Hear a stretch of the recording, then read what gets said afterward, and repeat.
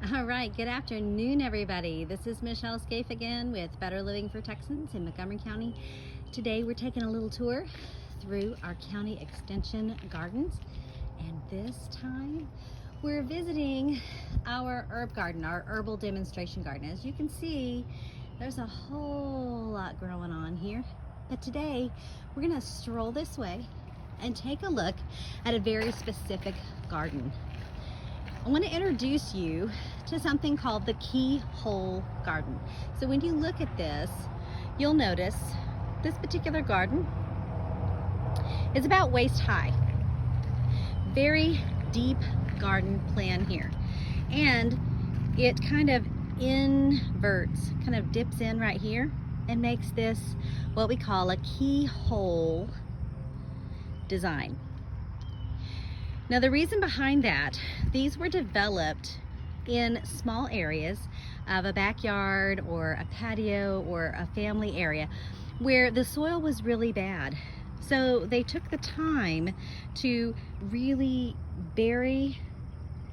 develop a really deep, nice soil system. So what we have here is somewhat permaculture based, because in these layers, you're gonna find basically composted layers and then planting soil that lasts about 12 inches. That 12 inches from the top down is garden soil, but underneath of this is compost. So what we notice about the way this design works is that we can kind of get in here, and that makes every part of this garden accessible from standing in really one spot. And that's really beneficial for a couple of reasons. One, it's high enough that I'm not going to be doing a lot of bending and stooping as I'm working in the garden, but I'm also not going to have to move around too much. So once I'm in one place, I'm really in here working. The other thing you'll notice about keyhole gardening is that it's really intensely planted. So those of you who've worked with me in the past with your gardening, you know that I am a big fan of intensive or square foot gardening practices, because we're really gonna get the best use out of our soil, out of our space. We're going to reduce weeds, and we're gonna grow as much as we can in a very small space. So this is a really nice setup, and you can grow quite a bit here. Another thing I want to point out is right here in the middle. So you remember I mentioned that this garden has a lot of compost at the bottom of the very deep structure. So I'm going to kind of show you me. Here I am. This is, you know, a little under waist height for me. And I said that that is all compost down in there. And then this last foot is soil. Well, we have composting in situ, or composting in the site. So right here in the middle, we have about a 1 foot diameter piece of fencing. This would be a hard mesh or a rabbit cloth or a hard wire. We made a circle, and it goes all the way down into the bottom of this very deep keyhole structure. And as you can see, we're just putting compost in there, so that every time we come out, we can add in coffee grounds, eggshells, leaves, shredded papers, you know, any kind of material, our compost material. And a lot of people are going to water from there as well. So this garden structure does have, I don't know if you can really see that copper pipe? So this has a drip irrigation system in it, but we also tend to, when we put the compost in, we'll run a hose through there and water, saturate that compost so that it leaches the nutrients out into this particular garden. Now our keyhole garden is located in our herbal demonstration garden.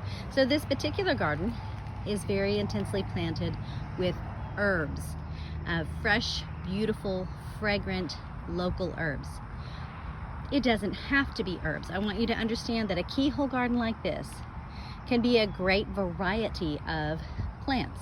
You can grow vegetables, flowers, herbs, really anything that is a basic kitchen herb.